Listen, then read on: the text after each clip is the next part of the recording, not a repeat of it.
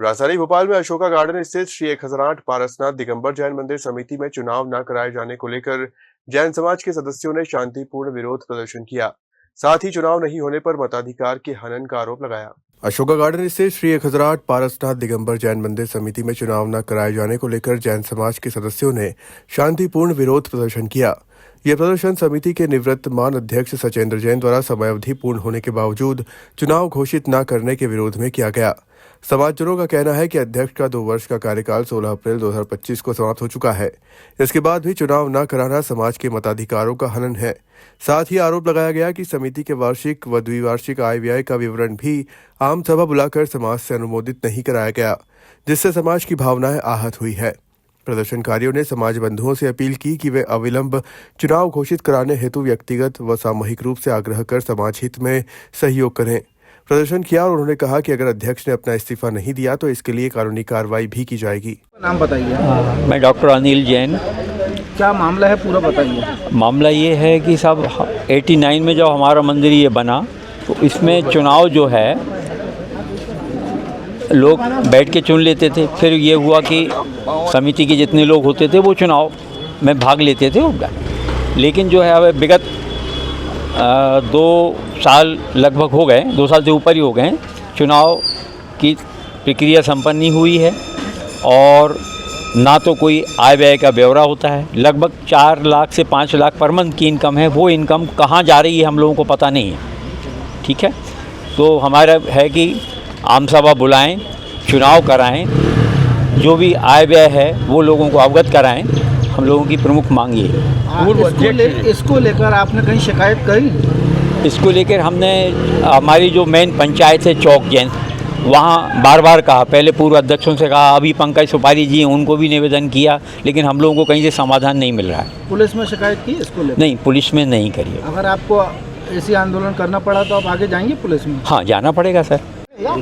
ये कारण ये है कि पहले यह पूर्ण सार्वजनिक पूरी समाज का था, आज इसको व्यक्तिगत ट्रस्ट के रूप में परिवर्तन करके सीमित परिवार के हक में कर दिया, बाकी परिवार को बाहर कर दिया। उसका विरोध कर रहे हैं कि जैसा हमेशा चुनाव होता आया, पूरी समाज चुनती आई, उसी के क्रम से होना चाहिए, ना कि ट्रस्ट के रूप में सीमित परिवार की।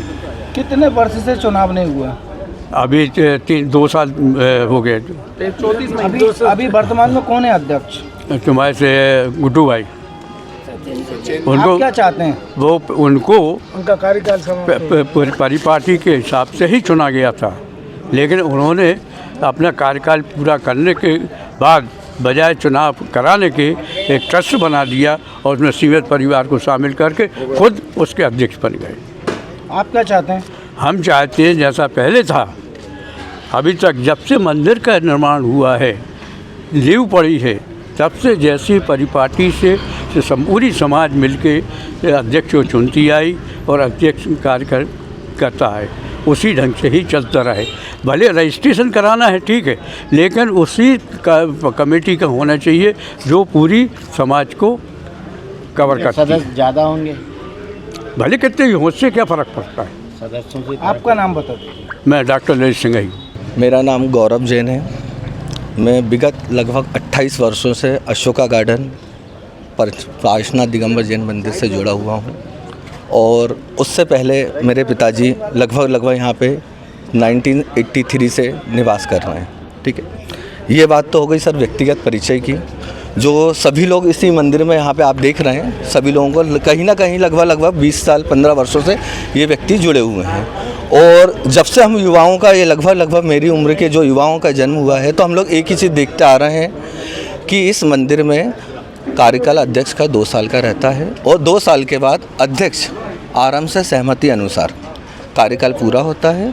उसके बाद चुनाव कराता है। चुनाव कराने से पहले एक आम सभा बुलाई जाती है। आम सभा बुलाने में आय व्यय का ब्यौरा दिया जाता है और आने वाले वर्ष में कौन खड़ा होगा उसका उम्मीदवार एक छोटी सी कमेटी बना के, चुनाव कमेटी बना के उसका प्रस्ताव रखा जाता है और उस प्रस्ताव को पारित करके आगे चुनाव की प्रक्रिया होती है। चूँकि 5 वर्ष हमारे बीच अध्यक्ष रहे हैं सुनील मास्सा, आदरणीय पूर्व अध्यक्ष हैं डॉक्टर अनिल ये भी पूर्व अध्यक्ष रह चुके हैं, और विनोद कुमार जी परेरिया, ये 3 जो व्यक्ति इन्होंने अशोका गार्डन मंदिर के लिए तन मन धन पूरी तरीके से सहयोग दिया है।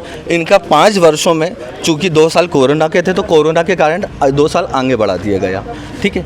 ये 5 वर्षों में भोपाल जैन समाज के लिए अशोका गार्डन समाज ने वो धरोहर दी है जो विगत भोपाल के इतिहास में आज तक नहीं दिया गया है। 5 वर्षों में भोपाल में जिन मुनि दीक्षाएँ प्रथम बार हुई, 5 से 6 दीक्षाएँ हुई, प्रथम बार हुई, वो भोपाल में अशोका गार्डन जैन समाज ने दी है। ये स्वर्णिम इतिहास में भोपाल में लिखा जाएगा, जो माननीय सुनील कुमार जी अध्यक्ष द्वारा हुआ। भोपाल के अंदर अशोका गार्डन में लगभग 30 वर्ष हो चुके हैं। 30 वर्षों में प्रथम चतुर्मास भोपाल कराने का, चतुर्मास कराने का स्वर्णिम अवसर अध्यक्ष जी को मिला। तीसरी बात पंच कल्याणक भोपाल में, या भोपाल के हमारे जैन धर्म में अनुसार भोपाल के पंच कल्याणकों में भी गिने चुने पंच कल्याणक हुए हैं, उसमें भी एक पंच कल्याणक करने का सहयोग हमारे पास ये अध्यक्ष जी को मिला है। और अशोका गार्डन में दूसरी बार, प्रथम बार जो संपत्ति को लेके बहुत बड़ी संपत्ति हम लोगों ने क्रय करी, ये अध्यक्ष जी विनोद कुमार जी परेरिया द्वारा उनके कार्यकाल में हुई। अब किस बात को लेके हमारे माननीय अध्यक्ष जी यहाँ के जो सचिन जी गुड्डू हैं, उनसे व्यक्तिगत लड़ाई हम किसी व्यक्ति की नहीं है, और लड़ाई तो हो ही नहीं सकती। जैन धर्म एक ऐसा धर्म है जो आपका लड़ाई करने के मतभेद में रहता ही नहीं है। ये संघर्ष कह सकते हैं हम लोग अपना, ये हमारा जो संघर्ष है वो संघर्ष चल रहा है। अब चूँकि 2 साल का उनका कार्यकाल पूरा हुआ, कार्यकाल पूरा होने के बाद वही प्रक्रिया दोहराई गई महासभा के द्वारा कि सभी लोगों के आम सभा बुलाई गई। आम सभा में सदस्य लोगों ने सर्वसम्मति से साइन करे और अध्यक्ष कर इन्होंने अपना त्याग दिया। चूँकि वो चुनाव होते हैं, चुनाव होने में सचिन जी गुड्डू जी अध्यक्ष पद के लिए खड़े होते हैं और विजय होते हैं, और हम सबकी शुभकामनाएं बिल्कुल साथ थी कि आने वाले 2 सालों में हम लोगों का भविष्य और अशोका गार्डन सेवन समाज का ऊपर ही जाएगा, पीछे नहीं हटेगा। चूँकि 2 साल पूर्ण होने के बाद हम लोगों की एक ही मांग थी कि नए सिरे से चुनाव हो, नए सिरे से चुनाव हो। चूँकि चुनाव नहीं होने के बाद हम लोगों ने उनसे कहा कि आप चुनाव कराइए, आय व्यय का लेखा दीजिए। इस बीच इन्होंने विधान सभा के ट्रस्ट बना लिया।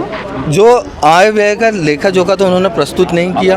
पहली बात, कोई दिक्कत नहीं है, अपन को कोई समस्या नहीं है। भरोसे वाला प्रतिनिधित्व हमने चुना है अशोका गार्डन जैन समाज के लिए। आय व्यय का नहीं भी झोंका दिया तो ठीक है, 1 साल नहीं अगले साल दे देंगे, कोई विकल्प नहीं है उसका। अब दूसरी बात ये कि जब अध्यक्ष जी यहाँ पे भूतपूर्व अध्यक्ष जी सुनील मास साहब हटे थे तो एक साइन किए गए होते हैं, साइन में ये रहता है कि अगले साल चुनाव होगा। अब अगले साल चुनाव हुआ ही नहीं, तो अब हम यही चाह रहे हैं कि 2 साल का आपका कार्यकाल पूर्ण हुआ था, आप 2 साल के बाद आप नए अध्यक्ष को लेके आएँ, आय व्यय का जो लेखा जोखा दें। अच्छा, दूसरी बात, इसी बीच उन्होंने बीच में मध्य में एक ट्रस्ट बना दी। अब ट्रस्ट चूँकि बना दी गई, ट्रस्ट बनने के बाद समस्या ये खड़ी हो गई कि ये ट्रस्ट में इन्होंने 32 या 39 लोग लिए, 32 या 39 लोग लिए उन्होंने, और उन्हीं के अंतर्गत उन्होंने एक अध्यक्ष चुना जो स्वयं गुड्डू भाई अध्यक्ष बन गए। अब ये अध्यक्ष भी हैं और इधर पे परम संरक्षक भी बन गए आजीवन। साथ में जो उन्होंने 39 ट्रस्टी बनाए, शायद 39 ही बनाए, 39 उन्होंने लगभग ट्रस्टी बनाए, ये भी सब आजीवन बन गए।